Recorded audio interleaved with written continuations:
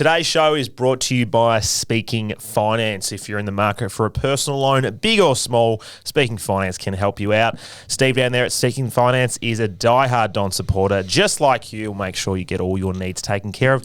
Damo, are you in the market for a loan? Maybe a new car or something like that? I actually am in the market for a loan at the moment. Really? I've just got some new wheels, but actually after a home loan at the moment. So this is pretty handy. I might be in contact with Steve. There you go. Make sure you do. Make sure you visit speakingfinance.com.au. That's speakingfinance.com.au. All right, everybody, let's start the show. I mean, it's nothing new that I'm the one who's carrying this podcast anyway, so... Simply must play. There's nothing more likely than a bloke who takes a hanger, miss and a set shot straight after it. Yeah, give it a listen. Acting as if it's like a normal thing to do with salt and vinegar chips. I'm in a mood, Rob. How is this the little bonus content of Kevin Sheedy? Who are we playing this week? Who cares? I reckon I'm 0 for 3 with creating segments at the moment. For the love of God, don't lose to Carlton. It was ugly. It was slow. Didn't look very great. But the Dons kept fighting and they managed to grab the 4 points in the end. This is the Sash, definitely not the official podcast of the Essendon Football Club. I'm your host, Rob, here with you. And joining me at Sash HQ is Damo and Merty. Gents, how are we? Not too bad. Had a fairly busy day, so ready to talk some footy. Yeah. Probably some more negatives, even though we did get the win. A couple of positives, hopefully. But keen to hit some negatives. Merty, how are you? Yeah, I'm getting through my Monday, Rob. It's Glass of red, yep. Yeah, need it. It's been an interesting start to the week. If you I guess especially if you count Sunday as the start of the week, like some people do. So yeah. Interesting people. Now, everybody, make sure you sign up and support the show via the Horde. Of course, you get access to our premium podcast as well. You just help us to continue doing this show in the studio, do video podcasts, as you can see on our YouTube there, and just generally create more content. Got some great interviews lined up over the next month or so. Cal Twomey from AFL.com.au is coming in to chat the mid-season draft with me. So if you've got a question and you want to know, he's coming in to give us the lowdown on that. An interesting one, bit of left field. Mark Jamar's coming in, and I'm going to talk to The Russian. The Russian's coming. Yeah, the Russian's coming in, and we're going to chat 2016 Dons. His illustrious 5 games, but more just what was going on in 2016. He was a coach as well, wasn't he? I think he was a ruck coach the following year. I absolutely love the Russian. Yeah, he's I absolutely great. forgot- How'd you land him? yeah. He's a babe too. Conveniently, he played for another club that does a podcast in this studio, so I've just decided, I'm just going to grab 20 minutes out of him to talk 2016. Fair. Happy days. Russians coming in. Terry Danaher, TD. Premiership captain, is going to be phoning in. I think we might line that up with the Queen's birthday weekend. Obviously, Fight MD fundraiser. Get Terry on the phone. Talk about the good old days. Might be able to just bait him in with a slab or two. Oh, maybe we could bait him in with the Maybe we could get Ben in as well. Yeah, why not? Get the whole family. Great family, the Danahers. I'd say we get Toddy in, but we don't want Toddy in. We don't want Toddy in. And finally, if anyone has Damien Cupido's phone number, hit me up, please. All right, let's talk about the game. Do you guys want to start with... You said you want to start negative. Let's reverse it. Last 2 weeks, we've started positive when we've lost, but this week we've won. You want to start negative. Oh, Damien? where do I start? Yeah. It's going to sound like we lost a game, but I think overall there were some things that were really frustrating. Obviously, the ones that were in our control, such as our ball movement and our skills. So typically our handballing. So that's part of our game, really, our game plan. And we just couldn't land a handball or even, get a handball.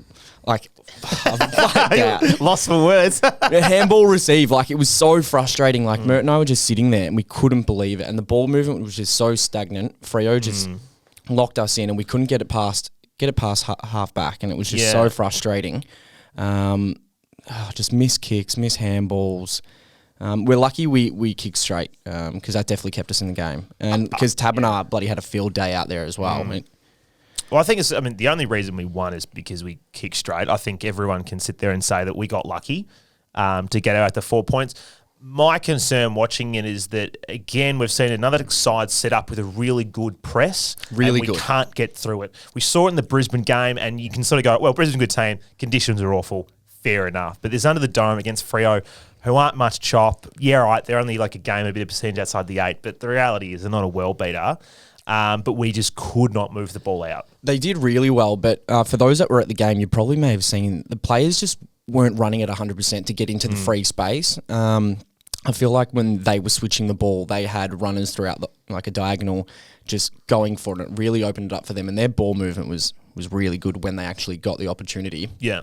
Ours was just horrendous, and we got lucky sometimes. So I'm not going to call out some players because I think everyone was guilty of it. Just such poor running. But yeah, I mean, we got the 4 points, so we're very lucky. Yeah. Merty? Yeah, I mean, for me, if that game could be just completely struck from the record and us awarded absolutely no points at all, I think that's about bang on. Yeah. Look, wasn't a game that usually on a Monday if I've got the time, when I prep for the show, I like to go back and try and watch as much of the game as I want. I got about 5 minutes into the second quarter, I was like, yeah, I think I'm okay. I don't think I need to watch it anymore. It was bad. It was uninspiring. Actually, one thing I noticed when I got home and watched the highlights, as we all do when we get home from the footy. You actually watch the highlights? Just the highlight reel. He goes on Dom's Reddit, mate. You're a masochist. What's wrong with you? But Mert and I were on the other side of the ground, but when there was that little scuffle, I didn't know who was involved in it. It's good to see Andy McGrath tearing some jumpers. I was going to say that.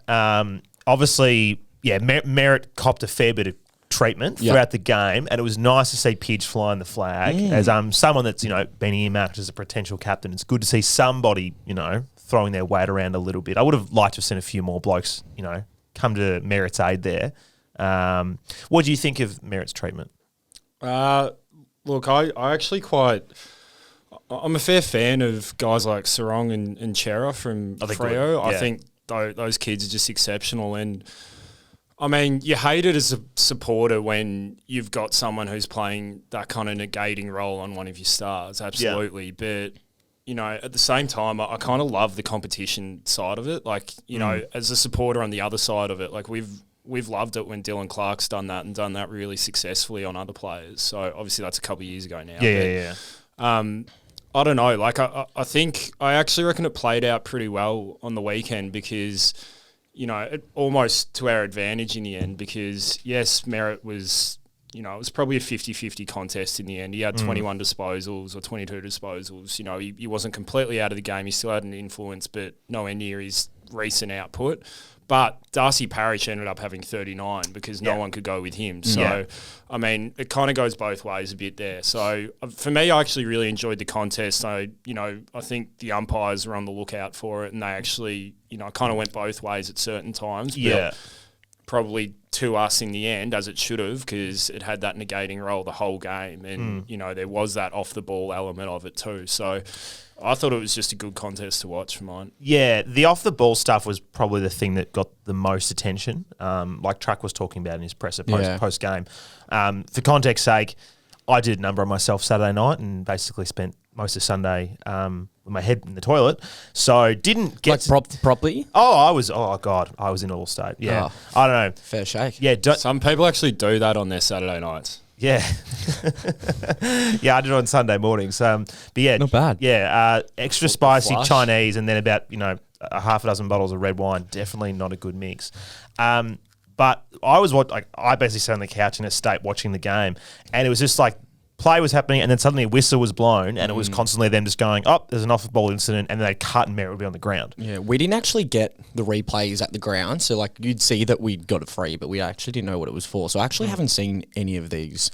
That was the ones off the ball. I haven't seen any of them. Yeah, the infuriating thing for me, and I think for all Essendon supporters, for probably the first 3 quarters of the game, was just the absolute bullshit non-free kicks and free kicks against us. That the in the back tackles, which are just not like there was one against I think Archie, which was just absolutely not there after we've just had probably 3 or 4 that are clearly holding the ball that weren't awarded. And it's pretty funny to see, like I've noticed on some of the on AFL posts and 7 AFL posts that there's a whole lot of Freo supporters whinging saying that we were gifted the game, which I just find I find remarkable because it's that same little ratbag number 32 umpire, Mollison? Same as from Mollison, his name? The Port one. Oh no, the Sydney one. Sydney game.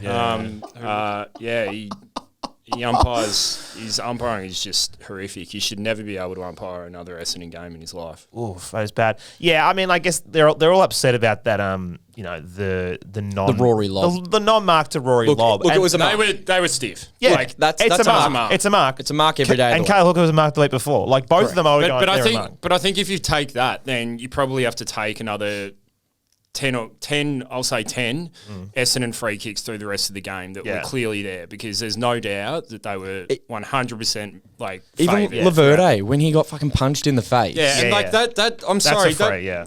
And that's That- it. I know bloke- he got the that ball bloke didn't- first, but he still hit him in the face. But he didn't have his eyes for the ball. He didn't know that he got the ball. And His that's in a intent da- wasn't for the ball. That's in a dangerous spot of the ground as well. So that was at our half back. So we could have easily conceded then. And you saw it was pretty evident watching on telly. The times that Laverde was off, obviously he sort of hurt his ankle early on, then he went off, then he came back on. When he was off, our backline was in all sorts. Seriously, it really was. Jimmy Stewart just did not look up for it. Obviously, they had to shuffle everyone round, and you really see how important Laverde's become now, because they're big guys. Whilst having a good game generally, just as soon as Laverde was off, they just got on top of our guys. I think it's a real team defence back down there, which is it's great to see, but I think it leaves you susceptible. And this isn't a criticism at all, but it does leave you susceptible a bit when, we've got guys who are playing, obviously Ridley Francis are playing much more of a kind of intercept role. Yeah. Francis tends to play in front. You often see him like we did when he got that chopping the arms free kick. Yeah. He plays in front, tries to zone off a bit, then loses his shit when he's not given a free kick or when he is given a free kick. I loved the reaction. great. It was good. We were loving it. Yeah. Stay away from that angry ranger. But I think that's just kind of the reality of how we're setting up our defence. And, I think Stewart's still obviously getting used to, he's not fit, he's not game fit, he's not he's not up with the pace of the game right now. Yeah. I think he's played well enough this season in that role at times to, absolutely persist with that. So I don't think there's really question marks about that. It's just kind of coming together all 4 quarters kind of thing. So, we've obviously seen how good Laverde's been this year from being able to, just get that consistent run at it. So, I mean, I think it kind of just screws with the system a bit when you lose one of those guys. Yeah, it does. I didn't think Jimmy had a great game, but like no means am I, worried about his spot or anything. It wasn't too bad. So I don't know. I just think it was great. I just felt like their tools really got on top, and as he's the main key defender down there, along with Laverde, I felt that he got beaten quite a lot. And like you said yesterday, Damo, like Lob's an absolute ice rat. And he could have. I may have yelled out back on the pipe to him at one stage. Jesus, he loves a twirl. So he could have easily kicked 3 goals against us. So you'd rather that didn't happen, obviously. But and Taberner's always going to kick 4 or 5 against us. It just does. Taberner's had 9 shots on goal, so he should have buried us. So pre-game, I was talking to Mert, and I was like, mate, Taberner just dominates us every game. I was like, I'm going to chuck a punt on him for 4 or more. And I got onto the bloody Sportsbet app. He was only paying, what was it, $3.20. $3, yeah. I couldn't believe it. Yeah, because he only kicks goals against us, no one else. I was like, nah, I'm not going to do it. Like, we were thinking $14 or something. Yeah. $3. Joke. Yeah. Oh, well. Now, onto more bad, or are we going good? No, keep going. Let's keep going bad. Should I just reel off a couple things? This is like good for Freo. It's not necessarily that. Well, I guess it is, because Andrew Phillips just, for me, got comprehensively beaten. But He got destroyed. Sean Darcy was huge for them, and I thought it was actually he was the best player. I thought it was a really interesting. Well, I thought Brayshaw was really good as well, Yeah, but it was a really interesting ruck battle to start with, because they were. I thought they were quite even up until halftime in the taps, and the stats might say otherwise. I'm not sure, but by the end of the game, at the start of the game, and he was getting he was getting his knee into him. He was getting a few taps, and it was quite even up until halftime, and then beyond halftime, he just got absolutely smashed. Yeah, I found he was all right at the centre circle. I mean, generally, I find he is all right, and then it was just all the stoppages around the ground, and there was literally, I felt like a 4 or 5 minute spell where it was this. Darcy tap Monday. Darcy tap Monday. Monday. And we didn't do anything about it. I think they're about the same height, but I think Darcy has about 8 kilos on him. So he's a big boy. I mean, it was good to flip, pushed up and got that goal. And like, obviously it was vital that we got it. And he did incredibly well to get free when he kicked that goal or he took the mark. Yeah. Yeah. So that was and he laid a pretty good crucial tackle late in the game, but over 4 quarters he was soundly beaten. Yeah, I just think we've got to do something about that kind of mix at the moment, and I'm not entirely sure what we do immediately, because I don't think we can keep carrying one of 2 meter Peter, 7 seater, 2.0 litre Peter, forward territory Peter. Yes. I don't think we can carry him and carry a Phillips if he's getting belted in the ruck, because I am a big fan of Phillips just because I think he's a real competitor. He's an athletic, he's an athlete.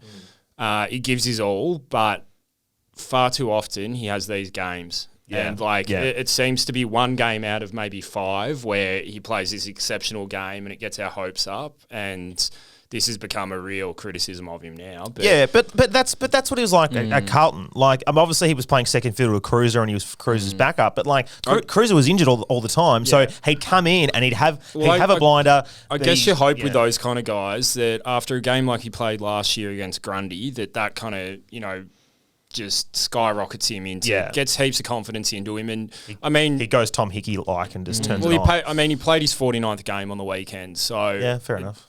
I'm not sure where, we really have that opportunity to give to him where, we can, he's not 22 anymore. You're not going to kind of bleed, games into him over guys like Nick Bryan and stuff like that. So, I don't know. Like, I don't know if moving forward, if I feel like Peter Wrights, I love him, but I feel like, he's labouring. He's struggling to get to the ball. He's slow. He's just slow. But he's not having the influence in the contest. It's fine being slow if you're 2 metres tall and you're playing the game you played on Anzac Day. Yeah. But he played the game he played on Anzac Day and he's been quiet either side. So I think there's got to be a move there. I know Paddy Ambrose kicked 6 goals too in the VFL on the weekend. And the same time, he's a very different player to 2 metre Peter. And I'm not sure Paddy Ambrose would be taking the mark that 2 metre Peter took, that pack mark, and kicked that goal on the weekend. So there's a few toss-ups there. I'm not sure what kind of balance we're really going for either. So I think at the moment we're kind of going a few extreme talls, and then obviously we've got heaps of smalls and then kind of a couple of mids, but not really. But I'd be really looking to get, Waterman for me is just he needs to be playing right now. Yeah, I tend to agree, especially for Stringer. Like his strength, they should have been a straight swap. He should have never been dropped in the first place. Waterman, Agreed. like it was ridiculous, and he's just so strong. He's impossible to man up on. He's playing good footy for us. He can kick straight. He got 24, 25 disposals playing in the midfield on the weekend. Like. That shows me that he's the Stringer replacement. So get him in the side. I think we look at Paddy Ambrose, but we can't play a forward line with Paddy Ambrose, Cale Hooker, and 2 metre Peter in it. And Harry Jones, no. The question is, though... Harry Jones is actually mobile, though. Those other guys aren't. Yeah. The issue is we play Goldstein this week. Can Phillips do the whole game by himself? See, I'd be fine with playing Nick Bryan against Goldstein because Goldstein isn't going to hurt him. Like... I just wish we had a ruckman. Wish we had a ruckman that just played 100 games straight. I feel like we're just always having ruckman issues. Yeah. Never any continuity. I feel like we're always having just personnel issues. Yes. Just personal issues outside of Essendon. Yeah. I feel like I'm having heaps of personal issues. I've got so many issues. Is this you as well? I think you need a home loan. Yeah. Look, I'd like to give Bryzer a go. As we've seen in past, if Treebeard can play the game of his life and beat Goldstein, it's doable. So, back the kid in. Like, what have you got to lose? It's North. North. Yeah. North, how much time do we have? How much more bad can we get out? 10 of bad. I mean, I'd like to do a podcast of bad. Yeah, I'd like to do some. First time. I'd like to do some good before we read some questions out from the faithful. No, let's just do a long podcast. Well, let's get some bad. Look, we've got 30 minutes until we're meant to be calling Paul, so we've got 30 minutes to go whack. So I think Braden Ham had a really bad game. Until the final 5 minutes. And some people are going to be really angry about that, but he was awful. His skills are really been very average all year. I know he was accumulating at the start of the year, which is great. Anzac Day played a good game. I'm not It was too, awesome, I'm not too worried about how many times he actually touches the ball. It's just his disposal that I'm not happy with. And even when he kicked that goal, everyone was celebrating and I was sitting there. He was so pissed off. I was so fucking angry that, first of all, how bad the kick to ham from Parish was. Yes. The pickup was great. Yes. Second of all, that he put it on his right boot. Because first of all, he shouldn't have kicked that. Second of all, it shouldn't have gone through the goals. It did. Like, and we had the You're best up to angle like your of fourth point here, and you're calling it second of all. Second of all, it. We had the tenth best of all. We had the best angle of it, and it was just going in the whole time, and everyone's cheering, and I was just like, "Fuck!" Like that just wasn't the right option. yeah. But it went in. He pulled it off. We Yeah. won the game. We got 4 points. We're all happy about To it. be honest, I said it to you at the time, Damo, I thought at that stage of the game, the only way we were kicking any goals, because we had not looked like it for the last quarter Just and a going half, for it. was just pulling something out of our ass, and that was absolutely out of the depths of his anus. Yeah, which,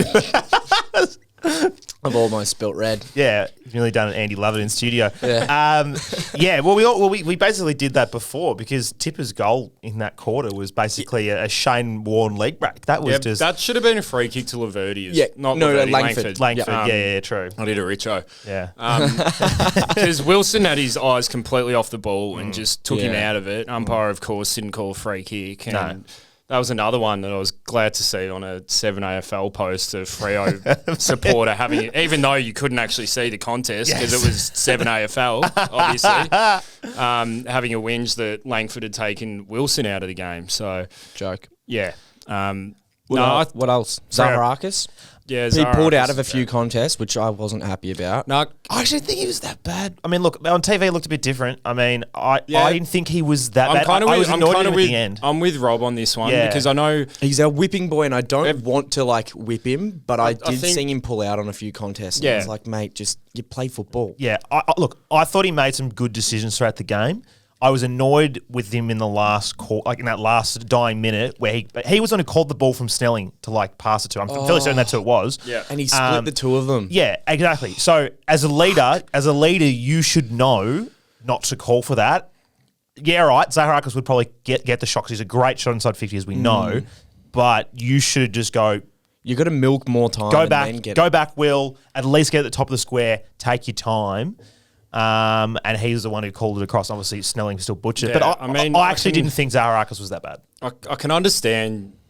I'm not, obviously he didn't execute it and all of that, and I was so frustrated with him at the time. But in retrospect, I can understand what Snelling's thinking was there, and An because extra all- 30 or- Yeah, exactly. All the players are just thinking about the time in that position, and everyone else is going take your 30. But if you've got another bloke who's 15, 20 metres to your right, who's in a better position to kick the goal, and he can take 30 from there. And there was actually two of them. It was Zaharakis and someone else. He split the two and he of missed, them. missed them both. The only issue was Yeah. he waited 4 seconds from after he marked the ball and then kicked it. So it only would have saved 4 more seconds for the game because the 30 seconds starts again. Yeah, I think, but I mean, it was clearly his rationale anyway. Like it, in retrospect, hindsight's 20/20 and all of that. But I'm sure none of us have to tell Snell anything. I'm sure he would have. Oh, He's got I mean, review the other today. thing is that Snelling's probably one of the players that I would have rather be having that set shot. And Yeah, he's a good shot. he's a great had a kicker good of year footy, as well. So Yeah. Very good year. yeah, I mean, yeah, is what it is in the end, I guess. But I thought just more negatives. Yeah. What else do we have? I might be running out. Devon Smith was absolutely rat shit, and I know he got I know he got subbed off in the end.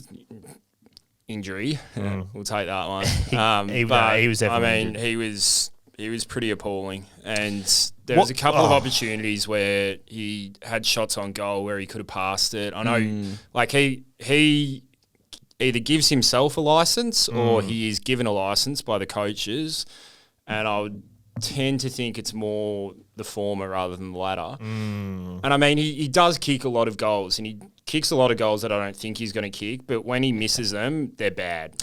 Yeah, there was a moment that really frustrated me where the reverse play was Mundy getting the ball and doing what he does, which is hitting an absolute dagger to someone lace So out. good. Converse that, we had a play. I can't remember who went up for the mark. It spilled out the back. Devon Smith got it. And he had a little bit of space. What did he do? He took a step and he just launched. I think he actually did mark it, and he just launched it inside 50. He got under it, so it just went high and not long. Yeah, exactly. And it's like, But that wasn't that just the story of the game? Like it was this old whoosher kind of game style. It actually was. We actually played that for 3.5 quarters. Just take long. away the first 10 minutes of the game. Like there was no, as you said before, Damo, there was no movement up the ground at all. There was no movement through the centre. I don't know where this kind of... It's not even a kamikaze handball, but any link-up handball has gone because it's non-existent. Yeah. And then it's just stop, like get to, as you've said so many times last year, Rob, stop, prop, kick sideways, kick sideways, kick sideways. Long down the line. Kick long down the line. It was a bit of Andrew Leoncelli. Kick it long, strong to the experienced players. Kick it long and hard. And we won that game. G'day, Chel. All right, are we done teeing No, off? we're not. Okay. So there was another one which is from a very senior player, probably the most senior of players. Kale. No, not Heppel? in terms of experience. Heppel? But yeah. Actually, he he had had a positive for me. Actually, I actually thought he was all right. yeah, we'll let Mert go though. Okay. We'll counteract Look, it. he was. Yeah. He was Counterpoint. He was all right in terms of. I thought his disposal was, relatively good. He didn't turn it over as much as what we've seen at certain times. Yeah. At the same time, there was 2 or 3 really stark instances where he was either 1-on-1 or there was another one where he was, I think, 2-on-2. And he had the opportunity to lay the tackle. He laid the tackle or half a tackle and then was absolutely... He was basically embarrassed by the tackle that he laid. And, I think 2 or 3 chances of that was probably light on. From memory, I think it's probably 4 or 5. There was one in particular with Nat 5, and obviously Nat 5's a beast and everything, but I'm sorry, when you've got that guy wrapped up in a tackle, he'd wrapped him up in a tackle, like Fife had not had much opportunity for it, but, within half a second, Fife had just gotten rid of him pretty easily and just kept on his merry way where it looked like we might have a holding the ball or at least holding the play up, and that wasn't good enough. And then to make matters worse was there was I think 2-on-2 with him and Peter Wright where the ball got kicked out to them. Yeah. Ball was on the ground. Heppel basically had the opportunity to not had the opportunity. Like, I mean, you're the captain of the club. You've been a midfielder for basically your whole career. And he chose to sit back and instead of going for the footy, he kind of left it to Peter Wright, who's obviously a 7-seater, 2-litre Ford titanium. Yes, whatever that cut. And if you get a personal loan, you can get one of those. So yeah, I've there's got also diesel as well. Actually, so he's not Mert- moving quickly. Mert just bought a new car, didn't you? I did. did you buy a 7-seater? I did. Oh, good. Ford titanium. He came to what game do we watch? I don't know. Last week's game. Came to my house to watch the game, put an offer in the car, and then got it and was really cut. I was so pissed off. Anyway, we digressed. Yeah. Basically Heppel left his ball for Peter Wright on the ground.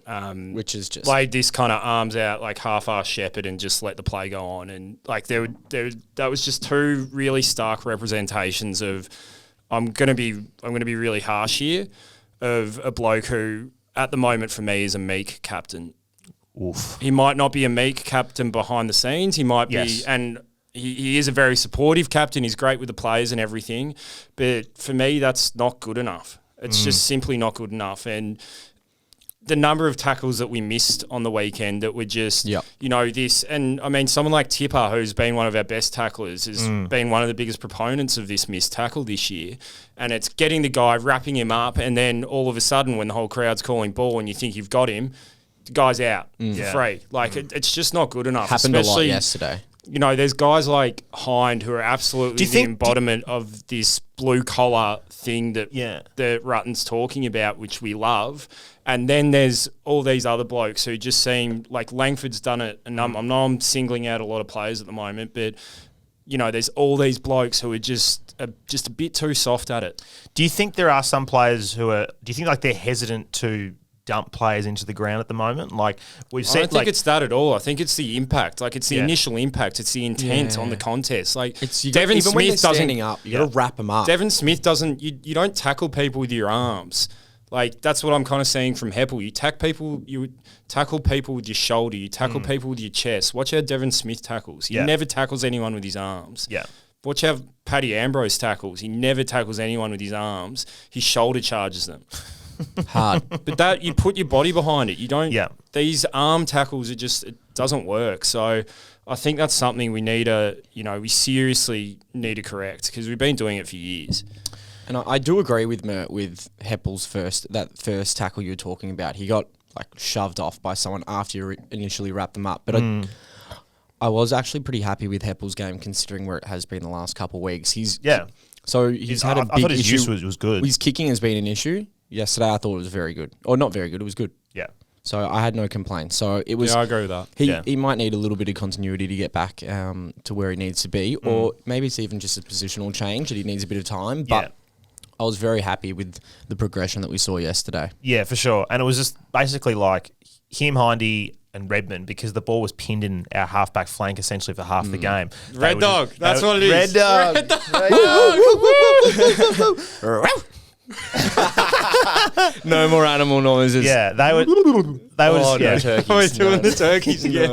Turkeys out. They were getting so much ball. Let's look. We've teed off enough. Let's talk some good before we. Nick Cox.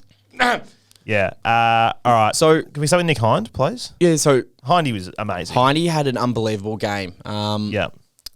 Listener Riley, who I've obviously built up a friendship with after he ripped into me and my voice and what I look like, sent me a story of his last night. It was just a comparing stats of Hindy and Sardi. And look, it's pretty damaging for Sardi. He's literally beating him at every stat. I think there's literally every stat he's winning. We're even higher than him on the ladder. Yeah. It's unbelievable. So He's quite convincingly beating him though. Yeah, but it's not even a debate. you know what? It got to one stage of the game. I think Essendon and Sardi is significantly Better. beating Carlton Yeah, Sardi yeah, at yeah, the moment, definitely. which is just it's something you love to see. But there was even a stage where we couldn't hit a target inside 50. Yeah. And then Hindy pushed up the ground. And as soon as he got the ball in his hand, he dashed 10 metres and hit Peter Wright straight out. And it was just He's got this. How is it that the only person that can hit a target inside 50 is Hindy? And his kicking is just... He's got that He's the beautiful opposite of weighted. Sardi. Yeah. Sardi would just look long. He drops his eyes and he hits the right Sardi target. always go under it. Sardi's only got one kick in him, and it's the launch. It's the launch. Whereas Hindy has that beautiful, and it was the same stab. Yeah. No, it's a weighted kick though. It's absolutely blast your legs, run as fast and as far as you can. Yeah. And then just slowly, it's almost like a delicate little loft kick. It's the exact same kick as what he kicked to Hooker for that one True. that should have been given to him last week. Yep. I know what you mean. And even if you look at guys like Merritt and, Andy McGrath obviously nailed that kick to start with on the weekend. Yeah. They're not necessarily the best kicks to mark. They can be pretty tough as a forward. Probably less so for Harry then because it's a chest mark. But in the hands, out in front, if you're absolutely drilling blokes, it's not necessarily the best. It looks great. It's not necessarily the easiest to mark. Dislocated finger there. Yeah, Hindy's way of weighting it perfectly to the forwards is just it's great. Like catching a pillow, mate. Darcy Parish. Darcy, not too bad. Very good. Very good. There were some errors. shitload. There were some errors. Yeah. Oh, yeah. There was a plenty of errors, but he was good. Absolute beast. Yeah. Clearance Did my work head was in, to be honest. clearance work was great. We definitely needed him to step up with Zach being tagged, and I think Zach nullified Darcy's player as well and took two and allowed Darcy to go hard. So Yeah. he took his opportunities and it paid off. Yeah. I said it after Anzac Day that what I wanted to see was now consistency. He's had a very good month of football. Did He's he getting kick a lot. snag as well? You kick a snag right in front. Yeah. He's quietly one of the best set shots in our team. He is. Well, he's he's very definitely not Tipper, but he's up there. good. Yeah. He's Or up there. Harry Jones, funnily enough. hasn't missed a set shot since round one. Really? Since No, he he hasn't. fucked up. Really? 10 straight now. That says a lot about a young man. Is he just down at the park with a bag of balls, just I having think- shots but on that's- He it. looked in the that's- mirror and he's like, I'm fucking hot. I'm going to kick goals. Yeah. But that's what what happened. I Funny it always was that easy. that's what I always thought. Because like when he was kind of coming up last, obviously didn't play last Yeah. year, but when he was coming up, I thought one of his biggest raps on him was actually his kicking, and I was quite surprised when we played Hawthorn in round 1 that he obviously flunked so many. I but- reckon he's going to go big against them in 4 weeks. Can't believe we play them again in 4 weeks. Oh, sweet. We might win. I reckon. You know, we've Can't got. wait. I think it's North. We've got North. We've got twice North. in the space of like yeah, 7 six- rounds. Yeah, it's crazy. Awesome. Wins. More wins. Oh, don't say that. More wins. But actually, I dare say that. Mert was saying yesterday, Thank God they beat Hawthorn. when the ball gets kicked in the forward line near Harry, you actually can hear the whole crowd go, Harry. He's got the best. He's got such a good name. You can literally hear it. Everyone's like, yeah, Harry. And like, yeah. I'm so big on him at the moment. Yeah. He's going to start juking them, like all of them. I feel pretty soon because he's getting his hands to basically everything, and Yeah. it's just a matter of time. I'm and enjoying the confidence. positives. What else have we got? I want to talk about Tipper. Just quietly, he's equal with Toby Green, but he's quietly most goals for a small forward in the comp at the moment. Just under the radar. Really? If you look at look at the Coleman, it's like the top 5 or 6. They're all big boys, all key forwards. Tipper just sneaking his way in Saw there. Tom Papley said that like a couple of the big small forwards of the comp all have like a little WhatsApp together and they like complement each other and they compare stats. I imagine they've all. I'm assuming Tipper's got his own WhatsApp to himself. Or I was going to say, I feel like Tipper hasn't got time for Tom Papley. Yeah, no, I reckon all of the small forwards would have like this big group one with Tom Papley, and Tom Papley would be the only one who comments Yeah, in it. and they have another one and then without they've him. all got a separate one with just them, like, just without Tom Papley. Yeah, I think they do as well. I thought Tipper obviously got that fluky bounce and that was pretty good. But nice to see him just kicking That's more a goals. sharing for ya. Fly through him. Redmond, awesome. Like him. Red Dog's great. Red Dog is great. And he's playing. He's just free from. He's the free of evil responsibility. coils of He's got Woosha. like responsibility. He's got like 4 goals in 5 games. crazy. Oh, but it is Great for the same day responsibilities as multi. well because Yeah. he's doing the defensive job and Yeah, he he's is. just killing it creatively as well. He's tough as nails. Let's fly through some Ask the Sash before we get to Paul. I feel like we got more positives in us. Well, we can do it. We can do it at the I end. actually just thought of another bad. Okay. All right. Do we have time? Do it, yeah, we do. Yeah, go quickly. Go quickly. I'm sorry, but we talk about it every week. But Andy McGrath can't kick still.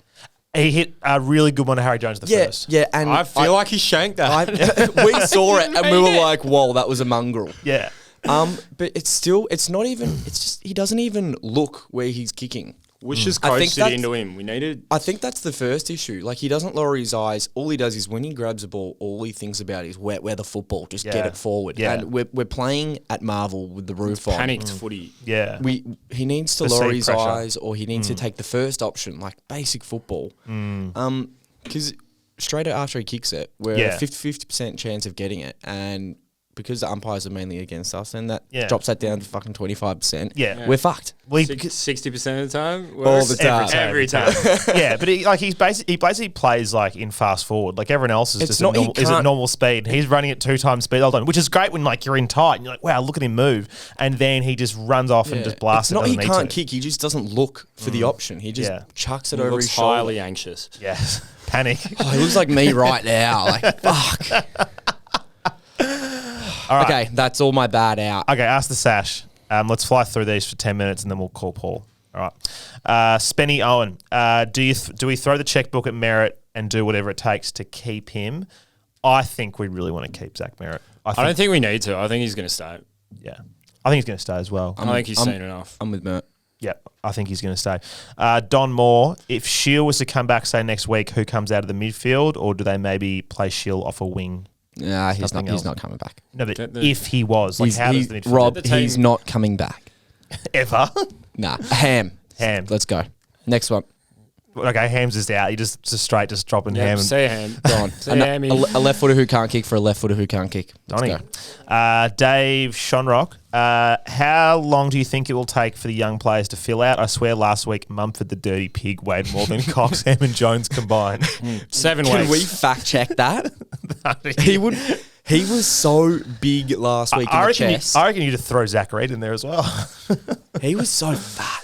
Yeah. Actually, Mert, did you want to bring up I think your issue with I think it usually takes a couple of years. with Mumford being there at Dylan Shields' proposal? Oh, this is bullshit. I'm sorry. Players are allowed to have lives, mate. Let him go. Oh, they can have lives. They cannot have lives with Shane Mumfield. Oh, that is a disgrace. You try to think you're a leader of the club. Dylan Shield proposes to his girlfriend, and all Mert says Mumford was there. Mumford was there to capture the photo. That is a disgrace. Who do you think you are? I'm so off him now. I used to actually really like him.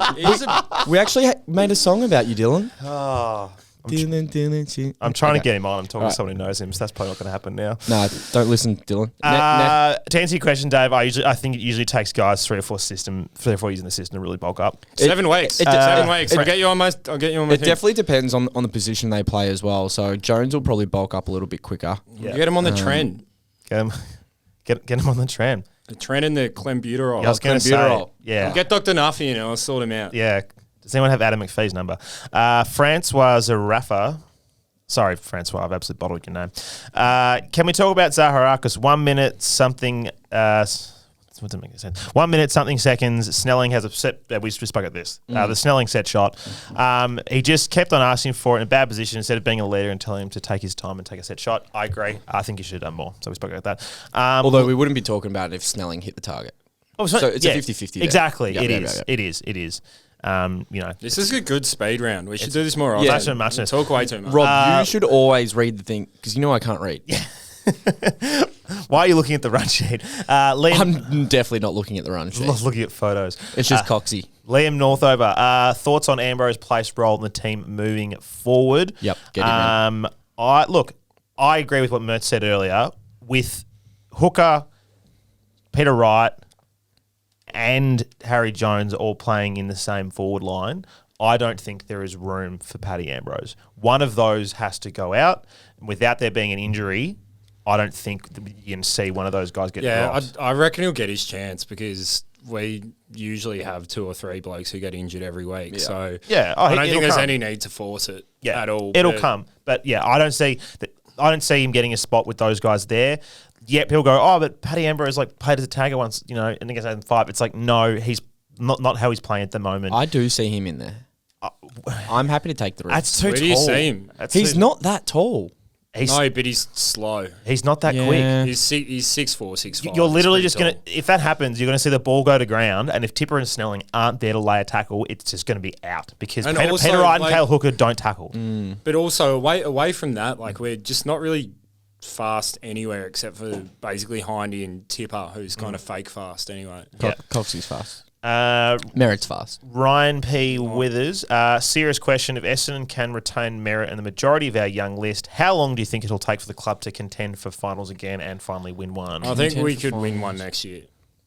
That's a good point. And we've got a lot of cash to go after a free agent as well, so we're cashed up. So look, I'm talking Josh Kelly. I'm talking one of the King twins. I don't want either of them. I want Ben King. I don't want any of these guys. Okay. I want to keep going to the draft. Yeah, and I'm unicorns. Also happy to go to the draft. More unicorns.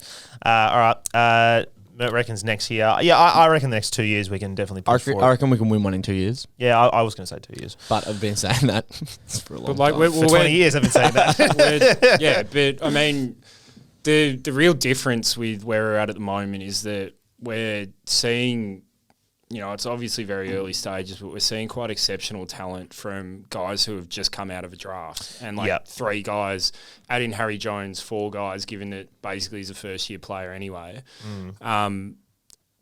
It's been such a long time since we've seen that. And, I'm talking probably 90s since we've seen that. Yeah, it is a while. There's some freaks. It really is the 90s since we've seen that. So there's some freaks getting around. If we can manage to, just keep losing a few more games this year and get another good draft pick.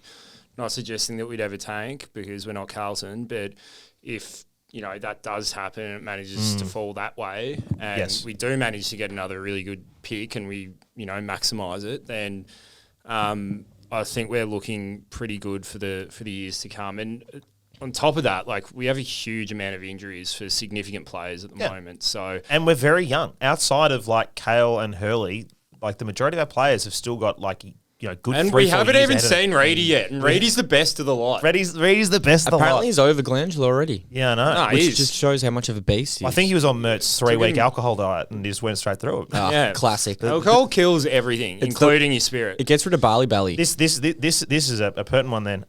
Matt Channon said, discussion the vodka Fanta recommended by the Sash, please. That's all. That's the question. Hey, hang on. That's all he said. Discussion. Double It's vodka. not. It's double not vodka. vodka Fanta, mate. It's a double vodka Fanta. Double vodka Fanta, and that's almost save for the Fanta. That is the most important part of it. The Fanta's incredible. If you ever see it anywhere, I have to say. Jack Hoog said, why was Ron Weasley playing for Freo? Is that Tobe? Is that Tobe Watson? Yeah. Pretty excited by that, to be honest. Yeah, pretty excited by We Tobe. were pretty pumped. Mate, Tobe. This is great that Tobe Watson is getting a game. Is his name actually, is it Toby or is it actually Tobe? I think it's Toby. Tobe. We're calling it Tobe, It's definitely Tobe. It rhymes with Job. It's too close. Nick Gentile said, what shampoo and conditioner does Aaron Francis use? His hair was resplendent. You should see it shine from level work. 2. It's Maybelline. Great work, Nick. You Maybelline? Maybe. I would just say he's a decorate. That one, you know? I haven't heard of that. Wait, what's for that one? ages. Go again. Decorate, decorate. decorate. And they're in the shower and they're all going Yeah, like this. but isn't that like a bathroom brand? I thought it was a shampoo. Ah, I thought it was I don't a know. shampoo Yeah, brand. it's a shampoo. I don't use shampoos. I don't know. I don't know. Maybe it's Pantene Pro V. If anyone washes Aaron Francis' hair, It was give us- shiny from level 3 as well, FYI. Okay. So I know Nick Gentile was at level 2, but it was even shiny at 3. All right. Let's take a break and then we're going to call Paul Cousins. We haven't spoken about how bad the umpires were. I'll do that at the end. No, I was joking. we'll I do was that then. joking. I don't want to fight Murdoch. I spoke about it. Of course, today's show is brought to you by Speaking Finance. Maybe you're thinking about that renovation and need the extra room for the little baby on the way. If that's the case, Speaking Finance can make sure your loan is as smooth as Aaron Francis' hair. Murdy, any babies on the way, mate? Nah, a bit more shampoo for me, though, I think, as well. Yeah, okay, more shampoo on the way. Murdy, well, if you do need a loan, you can get that sorted from Steve at Speaking Finance. Give him a holler. Listeners, visit speakingfinance.com.au. That's speakingfinance.com.au. Welcome back. It's that time again on a Monday where it's the VFL wrap with Paul Cousins. Paul, good to speak to you again. Hello, boys. The 2 wins on a weekend beats 2 losses on a weekend from last week, doesn't it? So we'll take that. Absolutely. Certainly does, Paul. Certainly does. All very big smiles in here this evening. So a week off for the boys and then a strong performance at Windy Hill against Frankston. Good day out, I imagine. Yeah, it was. Look, it was, it was a bit fresh out at Windy Hill yesterday. And unfortunately, the timing meant that those of us out there weren't able to go and watch the AFL side as well, which is always a bit of a bugger. But no, the boys sort of gritted out a pretty tough win in the end. Frankston are going pretty well at the moment and put in a really good fight. We had quite a young side in and we're probably lacking a bit of leadership on field with a few of our leaders going down the last few weeks. So it was pleasing that we were able to stand up and get over the line. Imagine it would have been a fair bit better than making the journey down to Frankston, though, Paul. Mate, I live in Mount Martha. Frankston is my home game. But So you go from there Mount every Martha. week. You go from Mount Martha to Windy Hill. Yeah, no one ever accused me of being that smart, boys. Yeah. You've just been caught off guard then. How do you get your 24 cans in per game then? I just follow the lead of the lads out in the outer at Frankston. Beautiful. Good. Thank God for the metro system in Melbourne as well, I guess. No, so as president, it's not actually encouraged to drink 24 cans in a game, but I'm trying to change those rules. That's ridiculous. That must be a really weird experience. It is. Yeah. In all seriousness, Paul, obviously Paddy Ambrose had an absolutely stellar game. 6 goals, 2 behinds. Seemed like he just sounded like he was a dominant forward up there. What did you see of his game? He was absolutely sensational, Paddy. You can't can't talk up enough how good he was. He marked the footy on the lead. He marked the footy in packs. He won the footy on the deck in the contest. He kicked well. He played pretty deep forward. most of the day. He did get up to the wings and that a bit. He still, as he does, covered a ridiculous amount of ground. But he's been working back into form the last few weeks. He was probably a bit ginger his first few games, coming off a pretty limited pre-season, but the last few weeks he started to move really well and, looked like the Paddy of old. And he really tore the game apart yesterday. And to be honest, he was really probably the difference in the game. Without him, we probably struggled to get that win, to be truthful. So was it from him? Like, obviously, we know how different his game can be. Like he's very, he's very flexible in the way he plays. He can play in the midfield. He can play. Obviously, he's been very successful down back. He's obviously had a lot of success up forward, and in the AFL he started his career really up forward as well. So was it more of a kind of roaming forward kind of game from him, or was it a contested kind of game from him, or how did he play that? He played really as a bit of a traditional deep key forward, almost that sort of full forward role. Like he really, he stayed, his starting position most of the day was pretty close to goal. And then he would lead out, at that ridiculous sort of, ridiculous breakneck kind of for 300 metres kind of pace. No concern for his own welfare, Paddy. No, none whatsoever. He's and look, he crashed through some packs as he does on the lead. He was able to really mark the footy in front of his eyes really well. Several sort of marks on the lead in front of his face, which is at sort of top speed, which is I think a good way to judge whether a forward's in good form or not, if they can do that. So he was seeing him very well, and then he was able to, win several sort of one-on-one contests in the air as well. So the majority of his goals, I can't tell you exactly without watching a replay, but certainly the majority of them came from mark situations where he's gone back and kicked the goal after a mark. Now, Alec Waterman, Paul, from my memory, had 25 disposals, so he got a fair bit of football. How did he play and what positions was he playing throughout the day? Yeah, so he went into the midfield, Waters. He probably played, at a guess, I would guess sort of 50-50, 60-40 maybe, mid-forward. Yep. So he had quite a lot of time in the midfield. He won several clearances himself. He's got that incredibly powerful left leg, so he's able to, if you watch the highlights, you'll probably see him drill a couple on the wind about 70 metres down to Paddy pretty deep. So that was a good combo. And they're absolute best buddies, those two, so they celebrate each other pretty hard when one does well. So there's a fair bit of cheering and going off between the two of them, which is always good. But yeah, he was able to really use that power around the contest and then use his leg going forward. So it was a new role for him. I haven't seen him play on the ball before, but after Saturday, you'll see it again. I can assure you of that. He was very good. How was his tank through the day there, Paul? Oh, it held up pretty well, but it's sort of hard to know, how that translates up a level. And Windy Hill's a pretty small ground too, so mids tend to cover a couple of Ks less in a game at Windy Hill than they will, say, on the G or Marvel, which makes a difference, obviously. So the tank one, I'm guessing just by, I don't really know Alex's background with the tank, whether it's certainly he hasn't blown up while I've been watching, but he's mainly played deep forward. So until you get a full game on ball on a big ground, it's probably a bit hard to judge. But he's a massive body to carry around for really extended periods, but you might find he's a bit in that sort of Jake Stringer mould where, he can be explosive at the contest and then maybe go forward from there, a bit like the man you guys affectionately refer to as Paco does. We'll get pretty excited if you start talking about Paco, Paul. We're actually all smiling right now, Paul. Hey,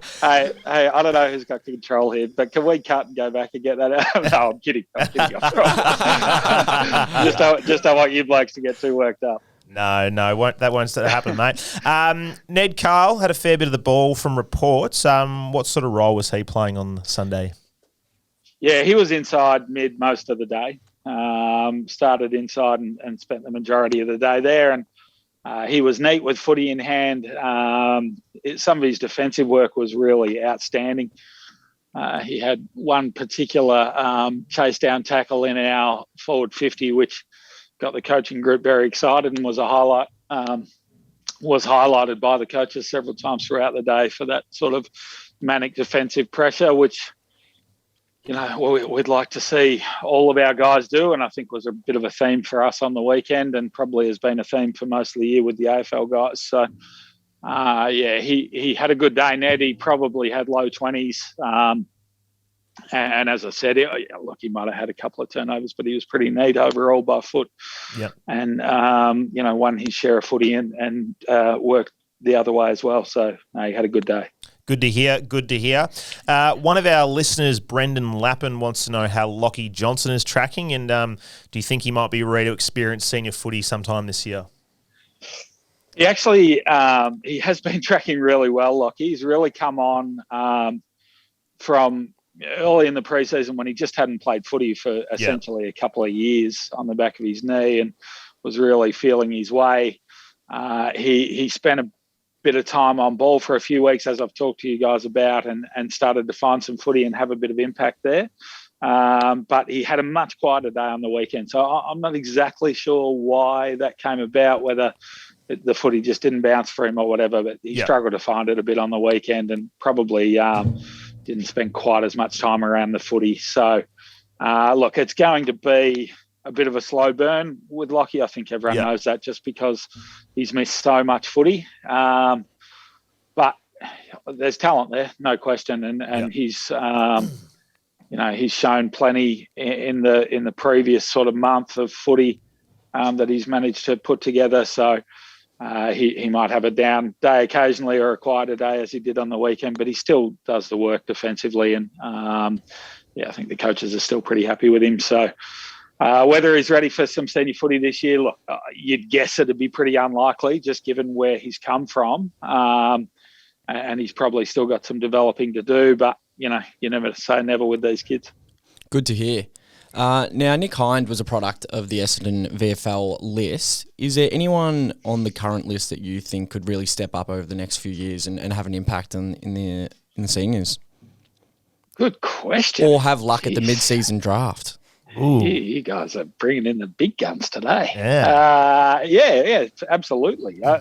Nick O'Kearney's one we talked about last time I was on. I think he played his first game and is obviously, a bit in the sort of Will Snelling, Alec Waterman kind of situation where he had a couple of years on a list at St Kilda and broke his neck. Suffered some injuries, and including breaking his neck.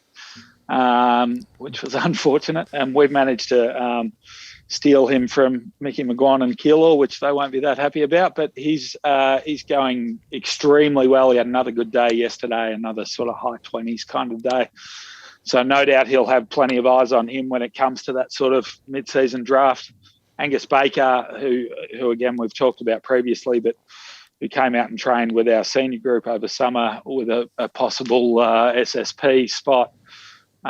He really hasn't missed a beat in our VFL, and I had him in our best couple on the weekend on yesterday again. So he's a good size sort of running half back.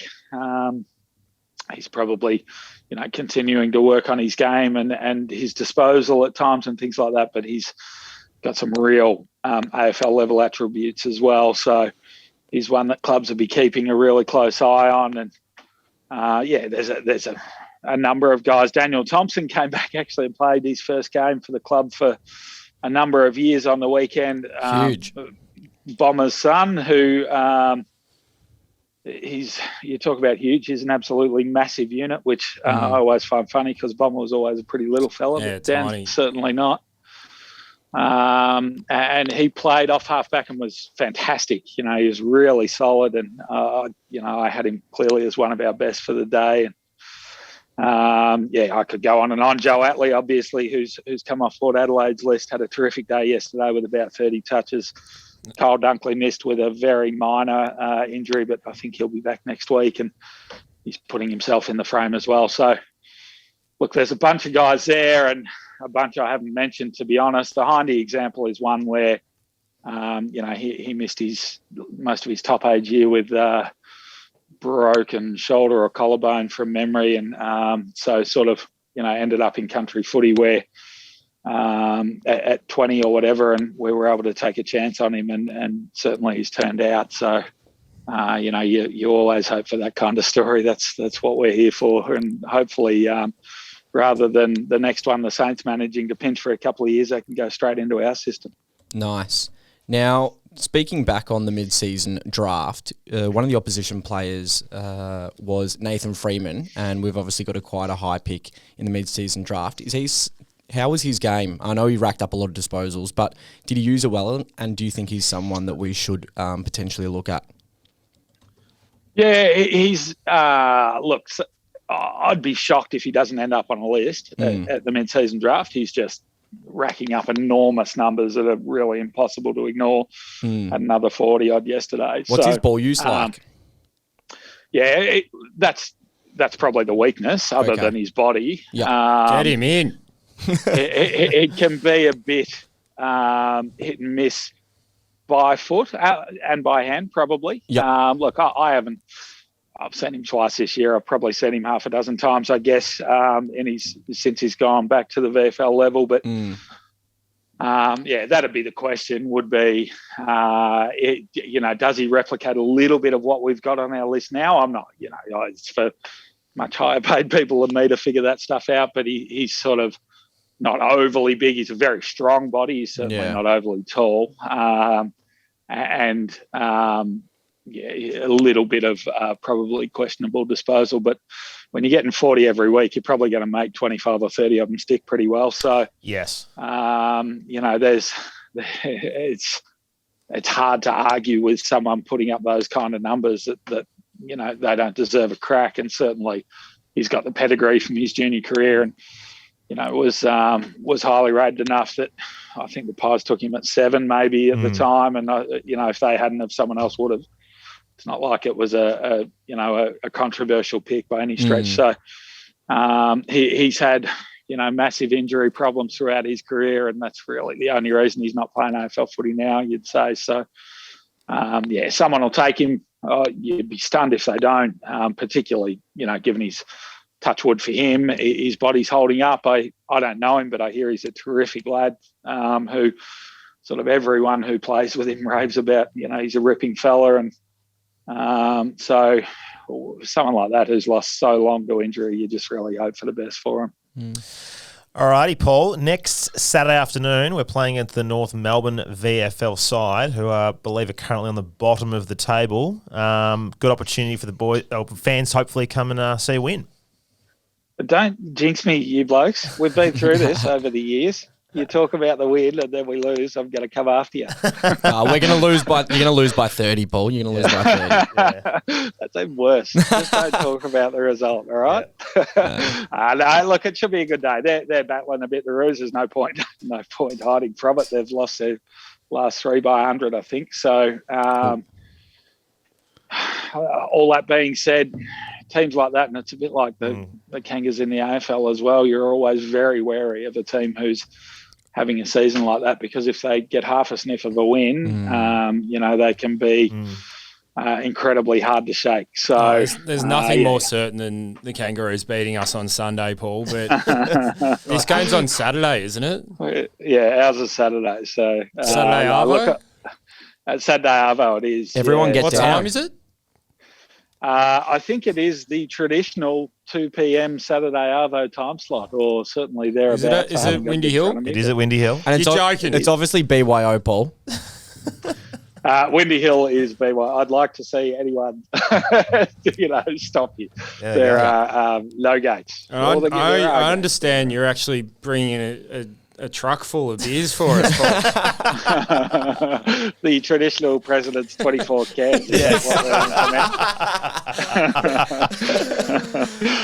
Just for any actual officials listening, I don't drink at the football. Yes. Yes. Neither do we. Yeah. When on duty. Yes. When When on duty. I might be inclined. Yeah. We'll be there. We'll Yeah. 100% be there. All right. Well, if you'd like to there, you better come and seek me out. We need to do an in-person the Sash catch-up. Perfect. 100%. Definitely. Well, Paul, thanks for joining us once again, and we'll speak to you, or maybe on Saturday, but if not, next Monday. No worries, guys. Appreciate it. Thanks, Paul. Thanks, Paul. All right, let's wrap up the show, gentlemen. Thanks, everyone, for listening, of course. Thanks to our sponsor. Thanks to those who support the show via the Horde. I think we got a few more negatives to get through. You're all amazing people. Look, yeah. I knew Mert. You got 5 We were minutes. telepathically talking then because I was just thinking the exact same thing. Yeah. The turf at Etihad. Everyone kept slipping over yesterday. You didn't notice? Oh, I It's the didn't. turf's you fault. were at home. You're looking at the bowl. It's a bloody turf's fault. I was not in a good state yesterday. Mate, everyone kept falling over. Yeah. Oh, so frustrating. Yeah. What other and negatives? And another thing, mate. You can't stand anywhere. You can't stand. No standing. There's no standing. I know. It is a joke. I live to stand. There's a lot of people who are not going to the footy, and it's not just our game. There was another positive from yesterday. Nice, mate. Okay. Mate, we've done the positives, all right? They had a discount. fucking beauty. They had Thanks, Warwick Capper there. They had discounts on. fucking beauty. They had discounts on pies yesterday. did? They were $3 each. So Mert and I got 3 for 3. When you got one, did you say, You fucking beauty. You Free fucking for free. nah. But Yeah. yeah, it was actually pretty decent. That Cheers, was Warwick. Yeah. I mean, there was no meat in the pies because they're 4 and 20, but it's fine. well, that'll never be a sponsor. All right. Thanks, everyone, for listening. Thanks to the sponsors. And another of the thing, there's no Horde. bars either. I know. There's, mate, no Bullshit. standing bars. It's bullshit. I know. There's a lot going wrong, mate. We haven't had a case And in also, 80 days, whatever it is. yeah, it's cold. It was cold. And like, just get us to the G. Just give us the G. But like, we're never going to play Fremantle on the G. Let's be real. I know, but like, I reckon it's Freo awesome. at the G would be even more grim. It'd be barren. Yeah. Like, you ever see those times when, like, you know, the D's play Freo there and like 12,000 people show up, and it's just Or the D's play anyone, Anyone. anyone. anyone there. Yeah, 9-0 still can't bring more than 50,000 in. No, they'll be good though. They're good. They're very Yeah, good. They're 9-0. yeah, they're good. They're Yeah, 9-0. That makes you talk like this. Is KO here? G'day, guys. I'm Ollie Cow. Thanks for listening, everybody. Oh, you should have jumped on, Case. Go Bombers. Yeah, you should have jumped on tonight. It's actually his 2 years today, so congratulations. Oh, congratulations. Are we getting invited on their podcast? Yeah, him and Zara's shared podcast. Oh, we'll do Zara's podcast. Sash and Shameless Crossover Pod. Look, I don't think they'll have us. I don't think they would. We're not the target demo. Oh well. Yeah. I reckon I could fit in. Yeah. Yeah, what's a lot? Yeah. All right. Let's get out of here. I gotta go home. I gotta cook dinner. Yeah, I got to reheat something. See you, everybody. Eat something. Go Dons. Go Dons.